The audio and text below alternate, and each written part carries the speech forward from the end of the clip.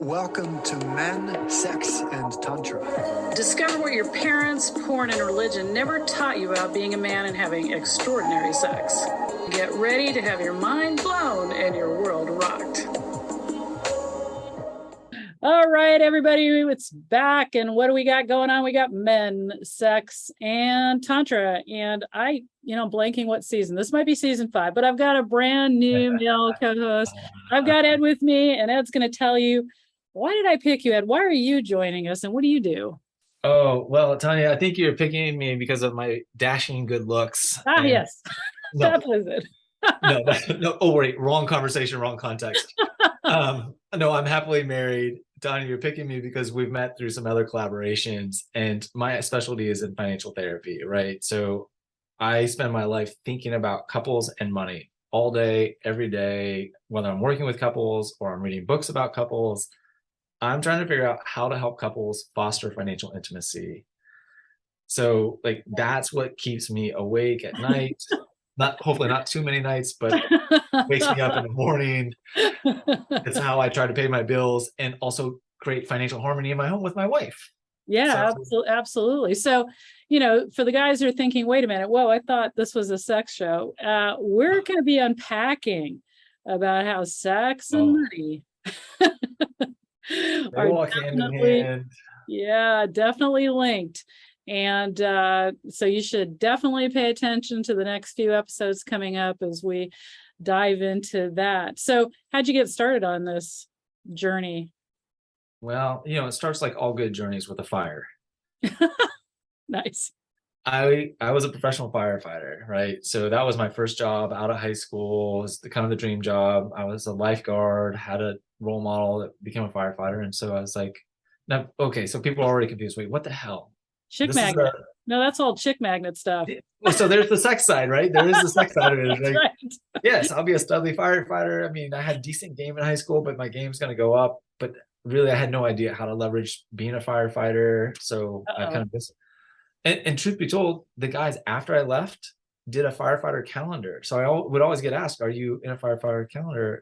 And no, I wasn't. But I missed my chance. Yeah. Another lifetime. So anyhow, but working as a firefighter, you listen to guys. I mean, it was 90 guys and 2 women in the whole city. So okay. And the guys would sit around and bitch and moan and complain about their wives. Their hoses. And money. Their hoses, right. Right. They would tease each other about how long their hoses were or were not. Right. One of my most impressionable sex lessons in the firehouse, they said, Ed, when you get married, the first year you get married, put a marble in the jar for every time you have sex. After the first year of marriage, take a marble out of the jar every time you have sex. And they said, you will have marbles for the rest of your life. Oh my gosh, what a horrible, horrible thought. Isn't that crazy and absurd? And for a 20-year-old impressionable young guy, he's like, that actually sounds probably right. Right? Because, I had my own impressions about my parents' love and intimacy life, sex life. And so so I'm, as we all do coming of age, we're rapidly coming into the reality of sexuality and money. And we all are living through this. None of us escape it. All of us stumble through it awkwardly, some of us a little more gracefully than others. But we all got our sex and money scars. Yes. Yeah. And sometimes they're linked. Yes, more often than we probably realize.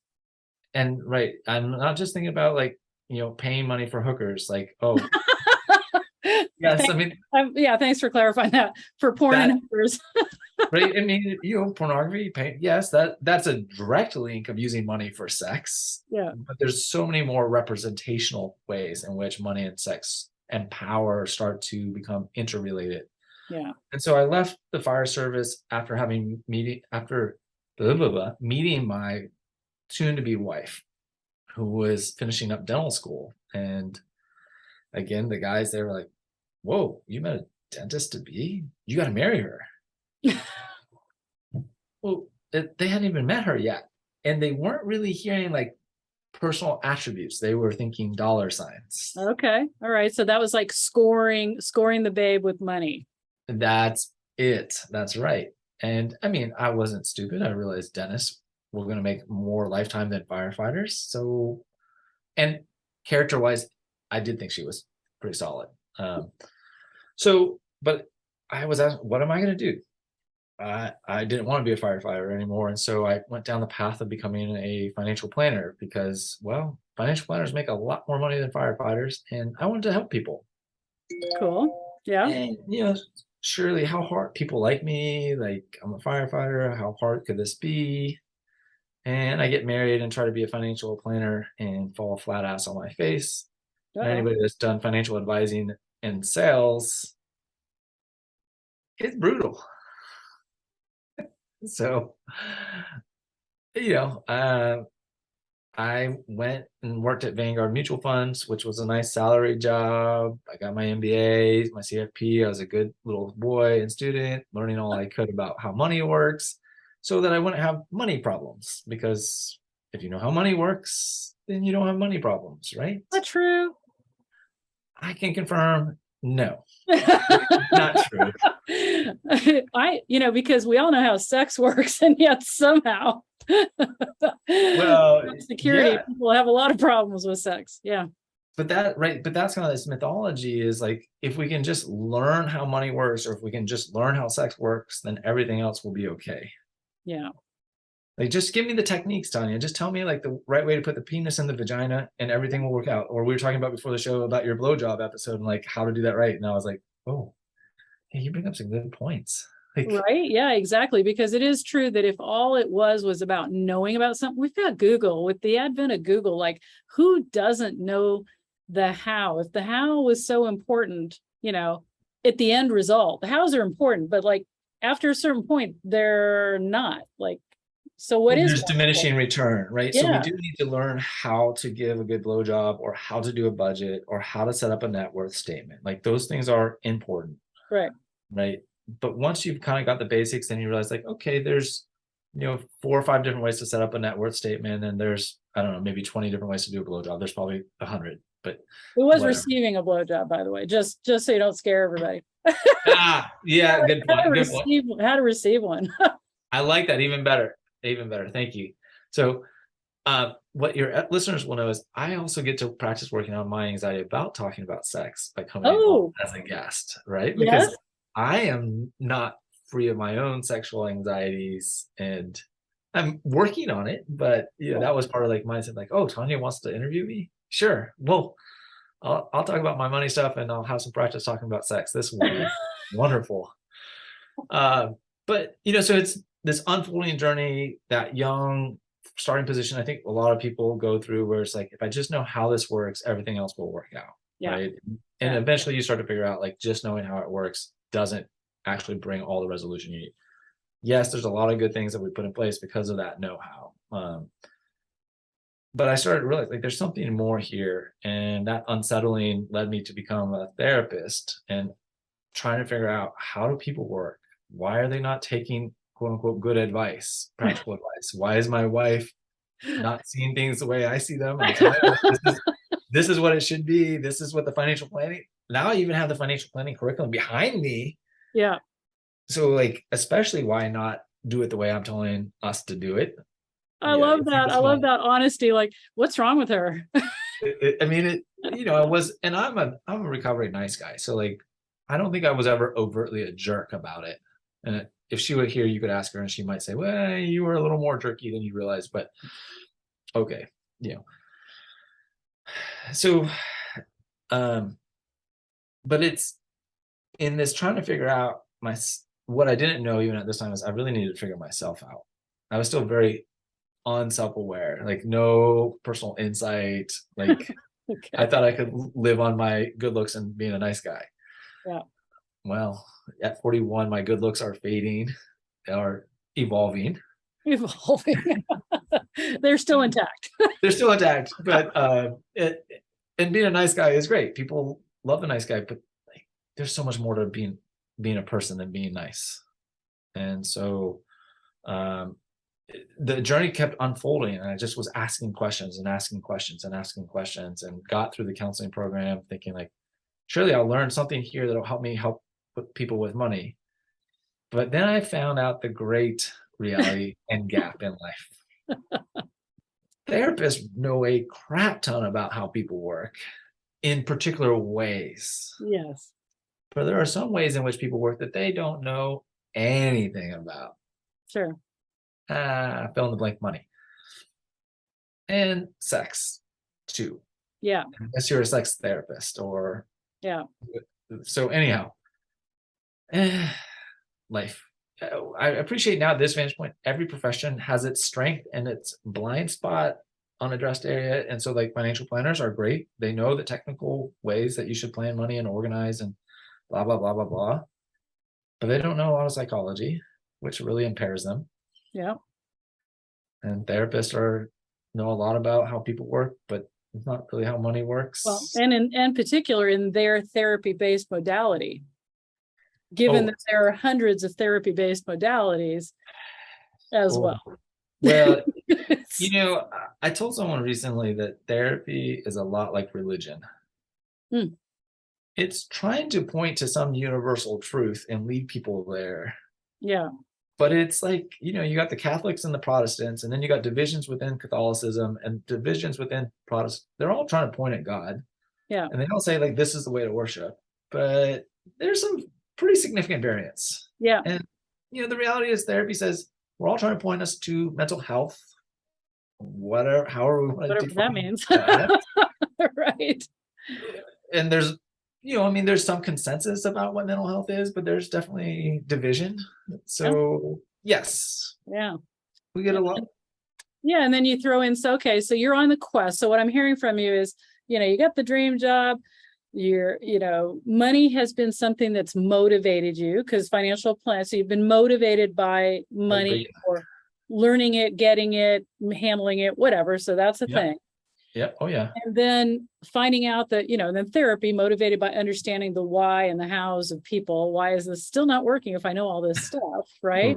Right. And then you marry the two, therapy and money. And then still there's that weird thing called women. Oh, damn. That's right. Right. Yes. I mean, and what could be harder for a marriage than a man who has the money financial background, which equates to power as well, because money and power are very synced, right? Yeah. Who then is a therapist and is going to psychoanalyze and tell you all the things that you're not doing. And you're still married. You're still here to tell us you're still married. Well, and I think that that's really powerful too, because I am still married, and in hearing you even describe it, it has been a tremendous burden on my wife.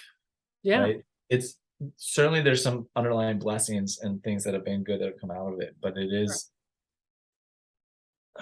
I think, and a lot of this has been about trying to balance the power, because the way we get power in relationships is symbolic, and there's a lot of different ways to get it. And I gave her a lot of power that wasn't hers to have fully. Too. You're a doctor. I'm just a lowly firefighter. Got it. Yeah. You're a high school valedictorian. I was an average high school student. Got it.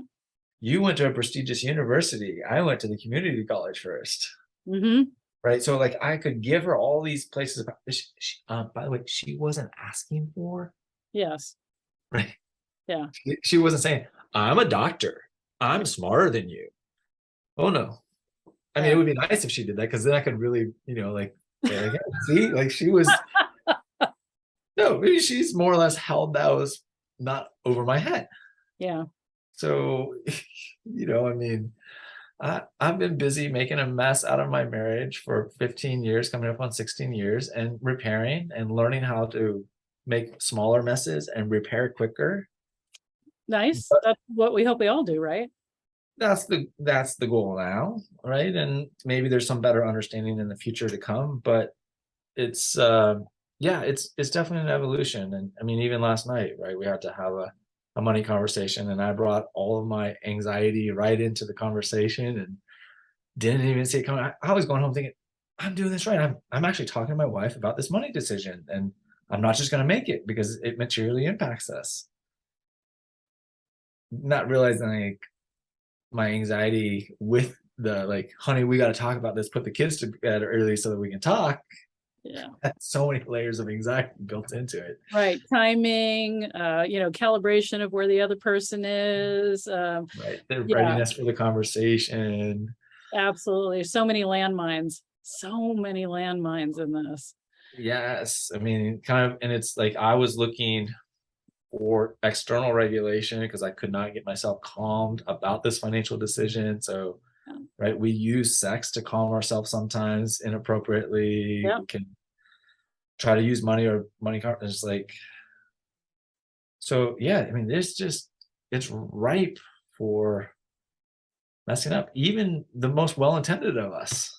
Yeah, well, for sure, because when you pointed out to the rolling back, and a lot of our episodes end up with this idea of self-awareness being kind of the pinnacle. Central to it all. Weirdly enough, self-awareness. Dang Maslow and the actualization and self-awareness piece. I mean, come Right, on. right. Gee. Seems to keep coming up like it's like whenever when I'm doing couples work, I do together and individual because it's important because they need to be able to talk to me about anything without the other person. And I do not believe that people should just say whatever they want with the other person. I think that's why a lot of couples therapy doesn't work. And actually the statistics are it usually blows marriages up. Yeah. But that whole ability to say what the frustration points are and then be able to come back and say, you keep talking about him.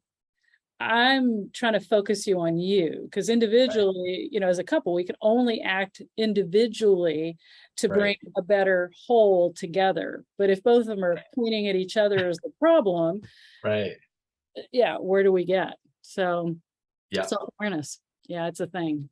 It's a huge thing, and no matter what lens you look at through psychology or spiritual traditions, they are all pointing to an increase in self-awareness increases to greater life fulfillment and satisfaction. Exactly.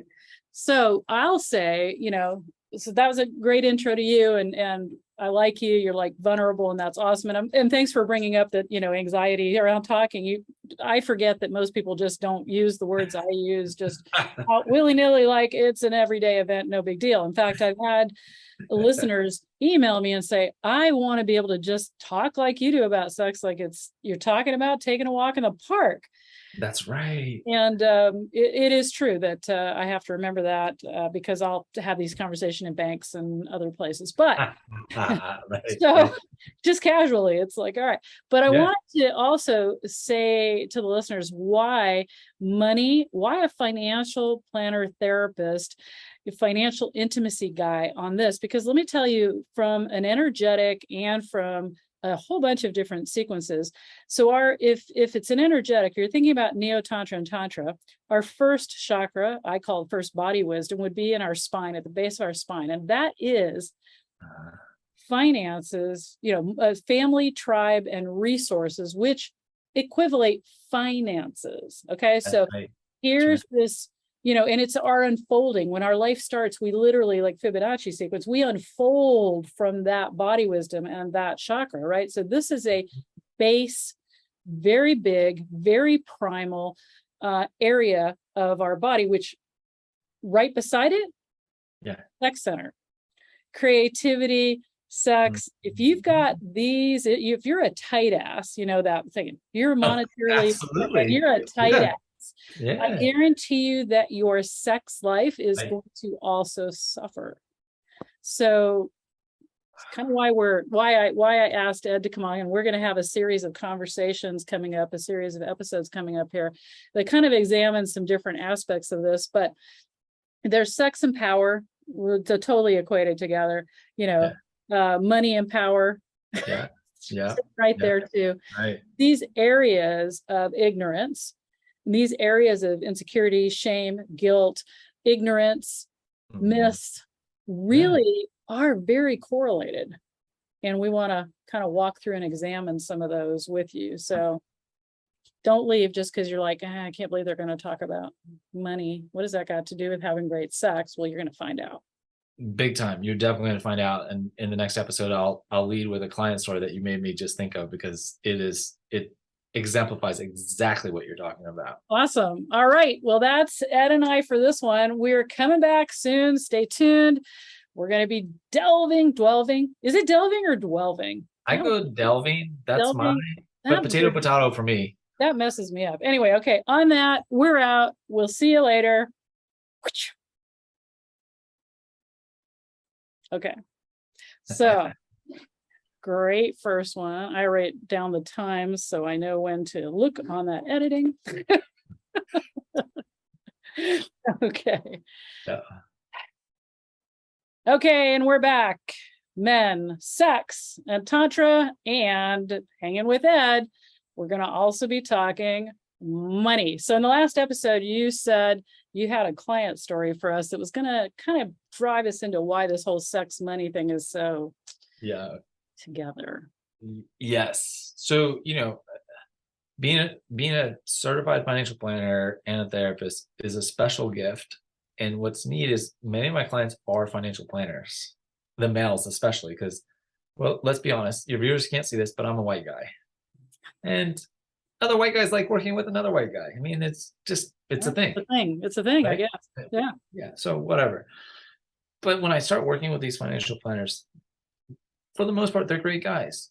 But we end up ultimately, they're coming to me because they want to get their wife on board financially. Okay. Right? They're trying to get things under control. I mean, I don't know anything about that personally, Tanya, but just right.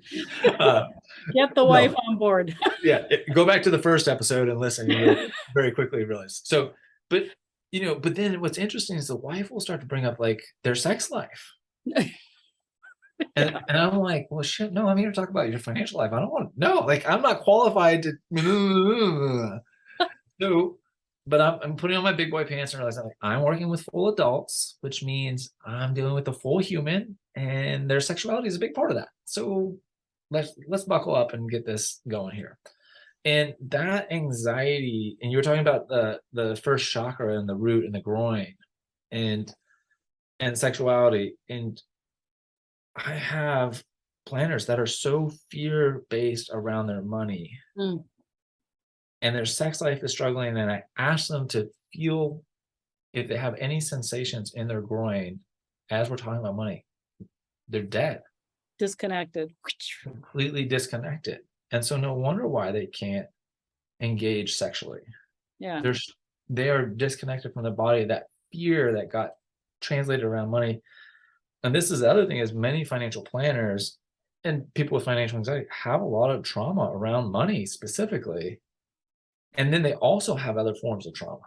Right. And sometimes it includes sexual abuse. Yeah. And so, right, those things are getting all interwoven into the nervous system, into the psyche, the chakra centers, if that's the lens you look through. And so we really have to start doing embodied work around money and becoming body aware of what's going on in your body and helping them reconnect and feeling comfortable with feeling the energy in their scrotum and their genitals. And their anus. I'm always talking about the anus. People laugh about me. I'm like, dude, what's going on with your ass? And well, right. And but you were saying like the tight ass phrase, right? Yeah. Like, yeah. And you think about that clenching, it's that fear on the nervous system that clenches the sphincter up. Yep. Absolutely. That's what if you're in a shock or in a scary position, the first thing, your balls lift up, your anus tightens up, everything tightens and contracts and pulls inward as a safety mechanism. But if you're like that all day long, you're literally telling your body you're in danger every second. That's exactly right. And so I feel conflicted in sharing this, but I'm going to share it in respectfully about my son, right? But it's going to make this point very clear about kids and money. And what starts to happen is we try to be financially transparent in our family with some boundaries. Like my 11-year-old doesn't know everything that's going on, but we talk about what's going on financially and where we're at and the good and some of the challenging. And I came home last night and had this money conversation with my wife, and he was panicked. Like he thought the world was ending for us financially. So that fear around what's going on with mom and dad and money, he couldn't contextualize because he doesn't have the maturity of his brain yet to see the Yeah. bigger picture. But I can imagine, right? Like if my wife didn't have the conversation that she had with him because he felt safe enough to talk to her and say, like, hey, I know dad wants to talk to you about the money, and I'm just really scared. This means like we're gonna have to sell the house and we're gonna, Yeah. right? Like I'm not gonna be with my friends, and it just spirals in this hole. And Right. she said, wow, yeah, I can hear that. That's not where we're at. Yes, it's a big decision, but we're taking care of it. We're gonna be okay, Right. Yeah. helping his body relax back again. But we have this visceral response because our parents are our primary source of safety all through the way through our childhood. Yeah. And kids here. So there's so many people that live in a scarcity modality and are in scarcity modality. Big And our time. kids hear all of that, the news, all of that. So I remember my Right. daughter, when she was really young, I had some kind of money conversation with my partner, and she actually she was only like 4 or 5. And Mhm. she came up to me too and said, oh, are we going to be poor? Uh-huh. And I was kind of like, what do you mean, honey? And she goes, well, you guys were talking about money and you were saying that, really shouldn't spend this or whatever. And I said, oh, honey, no, we're fine. That's not, I said, it's normal for adults to have conversations about money, and it doesn't mean there's something wrong. But, Right. but a lot of kids won't ask the questions. A lot of parents won't have the conversations. And so that means you're talking about, trauma from an early age around the idea. And especially if you tell your kids, no, we can't afford that. We can't afford that. We can't get that. We can't afford that right now. That Right. creates a lot of trauma and tension. Or what parents will do because and I'm air quoting, trying to protect their kid, is the kid will rightly perceive that mom or dad or both are very upset with each other about money, and they'll say, no, Yeah. we're not, or it's not that big of a deal. And now you're creating a psychological confusion Yes. because they're accurately perceiving, and my son was accurately perceiving at a nervous system level, their dad is stressed about money. So his nervous system was accurate in that, Yes. but his meaning making was not. Yes. And so that's what we have to work on as parents with our kids, is helping them accurately understand that yes, there is arousal, there is some level of threat here, and here's what this is actually meaning for us. Yeah. And I say age dependent ways because it is challenging. I mean, you've raised a child, I'm raising 3. Like parents know, like what you can explain to a 4-year-old, a 7-year-old, and an 11-year-old are Right. wildly different, and a 13-year-old and a 17. So it's changing, and that's what makes talking about money in the family system so challenging. Well, the other thing is that we typically bring in our own dramas and traumas to it. So like you Oh said, hell yeah. his nervous system was responding to your nervous system being Yeah. challenged. And so the same thing is sex. If you take this to sex conversations, the Yeah. challenges that people have talking about sex, Yeah. the shame, guilt, weirdness, awkwardness translates into your kids' nervous systems Yeah. about sex, Right. and Oh, whether yeah. or not they'll even ask you about it because you seem so weird about it, or people seem so weird about it. Like my daughter is open about sex. People are always like, wow, what happened here? And like, she was raised by a mom who talks about money, sex, and anything with the same charge. Right. Just, Yeah. it's a thing. Getting to that neutrality is a real challenge, and working with that, I think of it like a sinus wave or a wave, like our level of emotional arousal is never perfectly flat, Yep. but it can wave up and down some and we can still be very functional. Yeah. But it's And when it resilient. spikes high or spikes low Yeah. that we're really problematic. And my son, he didn't want to say anything to me because he didn't want to hurt my feelings. Yeah. And so this is another thing that kids will start to take on, is they'll try to protect their parents from feeling worse. They don't want to make the person that's in distress feel worse, so they won't ask them. So that's why, Right. as a mature adult, hopefully you can start to own it and go back to the kid and make it okay. That they don't have to protect you from their fears. Yeah. And, in the beginning, when you were talking about, you see these financial planners and inevitably sex will come up as part of a conversation you would never think would, like, my best friend was a hypnotherapist who worked with people playing golf. And Oh, he would say to me, never with names or anything, but he would say, oh, I've got this client that's come in, yet blah, blah, blah. And I said, it's a sex issue. And he goes, you always say that. You think everything's a sex issue. And I'm like, dude, pretty much everything's a sex issue or a money issue, which that's right. then leads to sex issues, and sex leads to money issues. Money These issues, absolutely. things are freaking tied tight. So then, and so if you get somebody that has, we talked a little bit about, like, I learned, I grew up with money or my parents' money. And my dad pretty well clearly showed me that the one with the money had the power. Now, though my mother was considered an equal, and we knew that the discussion was whatever he made, she owned half of. Okay. Even though she didn't work outside the house. Right.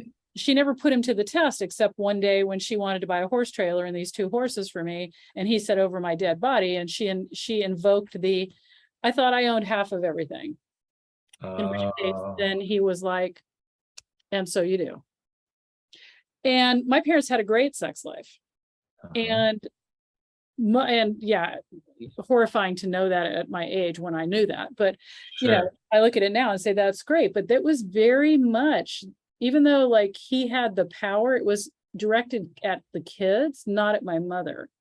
They were very in sync with decisions they made about moving, about expenditures, whatever, you know, and so they had a very good sex life. Yeah. I think how interesting that is, because there was that neither one of them felt like they were in control of what was going on. They felt like they were equal partners. That's a huge goal and a place to get to for couples. And there's a lot of couples that aren't there. That's not their starting line. And they've partly because they've watched financial abuse and manipulation and control happen in their developmental experiences in their childhood and their families. And so they have a very hard time thinking about the money as our money, no matter who's earning it. You're right. And if we see if we see financial abuse, financial trauma, financial discord, and the first place we see it is in that united couple that are our parents, we automatically attach that to relationships. We generalize it. That's what we do. And it's just what we do psychologically, especially as kids. And so what would we like so if we assume or have an assumption that's probably correct, that the majority of people have some type of financial thing, financial internal conflict, external conflict, we could make a fair assumption that it's a lot of the people that are in the world. Absolutely. In one way or another. Yeah. So where and bringing this back to, okay, you know, how it affects our sex life, other than the energetic, the fear and the anxiety all surrounding that close area. Where do you feel like people could start that are listening to this, like that first self-examination? What do you think that would be? You know, I feel like there's a different response that I would probably normally have, but this is coming up, so I'm just going to go with it and trust the intuition on it. Is if you're a workaholic,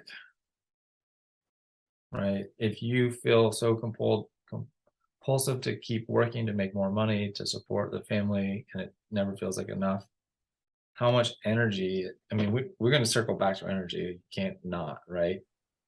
But that fear and scarcity around not having enough money, not making enough, maybe even being criticized by your partner for not making enough or for working too long, that's all going to impact coming back home and being emotionally intimate, right? Because sex is more than just the physical act of putting bodies together.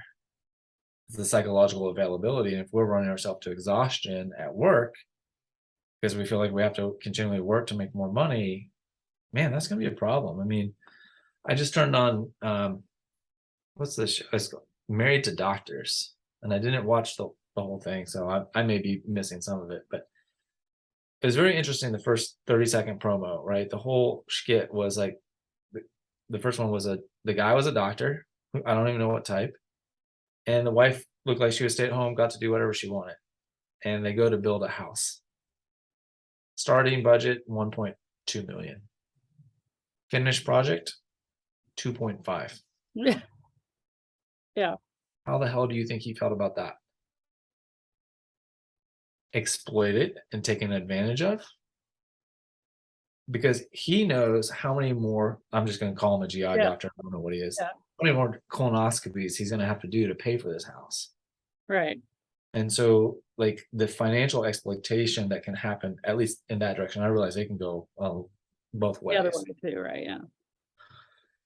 But that work and that self-examination is like, how is my attitude towards work and being unavailable because I'm working all the time to support my family impacting my ability to be available at home and be sexual? So there's the functional time piece, right? There's the psychological energy piece.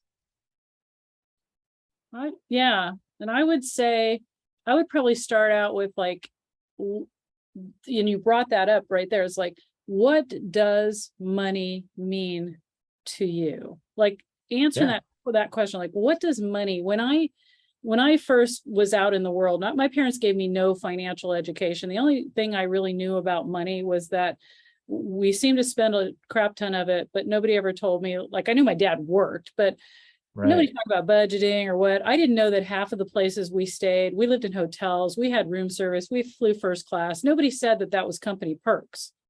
Oh. Okay. We had house boys, we had chauffeurs, blah, blah, blah. We were living that lifestyle. My parents started with nothing and my dad created that, but nobody talked about that either. So there was just like this, we'd go to exotic countries and then we would be gone for 3 years in a bunch of different countries. And then we'd go to London, Harrods in London, which is an expensive store. And my mother would shop and she'd buy 15 shirts of this, 10. So it was like, but nobody said we do that because we're not going to be in a shopping area again for another 4 years. Right. So they're shopping for 4 years at a time. Nobody's explaining any of this. We're just getting stuff. My mother believed that she didn't have enough money to buy cheap stuff. So she would buy things that lasted, but they were expensive. Oh. Yeah, right. So that phrase again. They didn't have enough money to buy cheap stuff. They had to buy things that lasted. Right. Okay. And both my parents grew up dirt poor, like living out of garbage cans poor kind of thing. Oh, wow. And so, but nobody explained that either. So like none of this was ever explained. There was no money conversations except you spend too much money. And I'm like, I don't have your checkbook. I am not writing myself checks. If you're spending money on me, that's your problem. You're the adult. Okay. Yeah. I was a professional. Right. Okay. But the point that I wanted to get to there was like, you have a money story. Yes. Absolutely. Everybody has a money story. Absolutely. Every single person. Right. So I'm going to ask you, the audience right now, I'm going to ask the listeners, what's your money story? Like, take some time and actually write it out. You will be blown away by what you discover and by what you don't know. Yeah. And that becomes, so you talk about practical, that becomes the bigger task, is because most people start from I don't know why I'm doing this, and I don't know why I believe this, and I don't know why I have these feelings. Or it's like they have some small inkling. Or they haven't even ever thought about it. Or they haven't ever thought about it, right? Like, which is where a large segment people live. I mean, hell, I never learned about having a money story. And so like after finishing MBA, CFP, counseling school, and being in the field of financial therapy, somewhere one of the books talked about money stories. And now like, that's where I start. Like I literally, Tanya, when I'm working with any new client, session 1, I'm getting out my paper and I'm starting to draw a family tree, and I'm asking questions about mom and dad, brothers and sisters, uncles and aunts, grandmas and grandpas, and what happened with money. And pretty quickly, it's like the veil is lifted. And it's like, oh, now, as great as that is, it doesn't mean long-term transformation. It doesn't change anything. No, that doesn't, knowing it doesn't change anything, but it does give you some clues. Oh, yeah. And it one couple I'm thinking of now that I was working with, is it opened up doors of compassion that were so profound. Yes. Because it's like, oh, this is where that pain and that accommodation, like in the way that you relate it to the spending comes from. And now I get your hostility towards me when I overshop. Yeah, exactly. So there's the self project. So let's say a bunch of you are single. You still do it for yourself. Sit down, write whatever comes to you about your money story, because guess what? Well, then I want you to turn around and then I want to write you to write your sex story. Yeah. Because frequently kids that don't get money education may not get any sex education either, or you get a lot of sex education and no money, or you get a lot of money and no sex. But across the board, these are two very uncomfortable, guilt, shame-ridden, tight, constricted, or too loose. They're very rarely in a kind of a healthy balance. Well, I really appreciate acknowledging that, because that challenge is there's this golden zone, if you will, of appropriate disclosure about human sexuality and money functioning. Yeah. That's dependent on developmental capacity. And it's easy to say that, and this is where I give humanity kind of a pass, because let me ask you a question. How many developmental psychology courses did you get in high school or college? Right. Yeah. Okay. How many English literature classes did you get? Way more.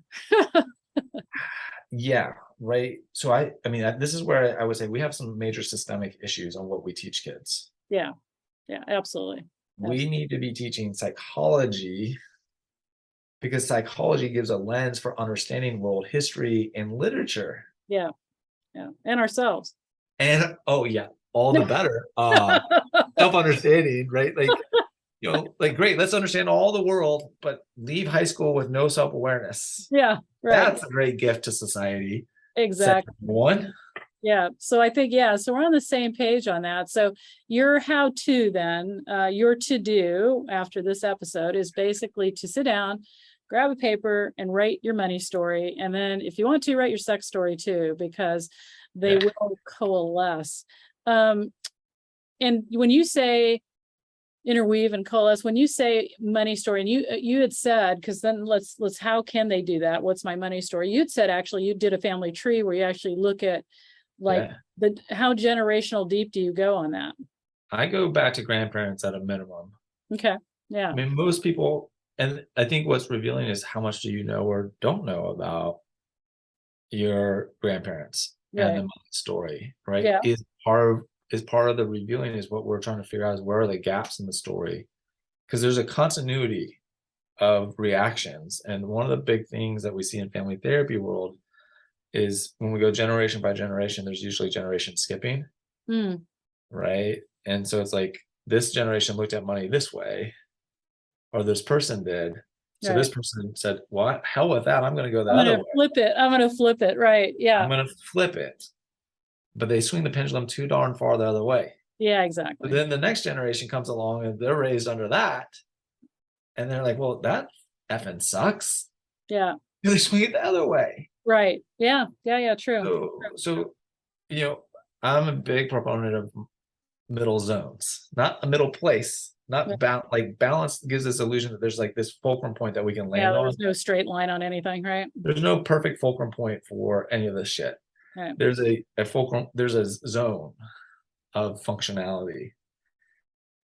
And so, this is why we have, I may offend some people, and I'm learning to be okay with that as a recovering nice guy.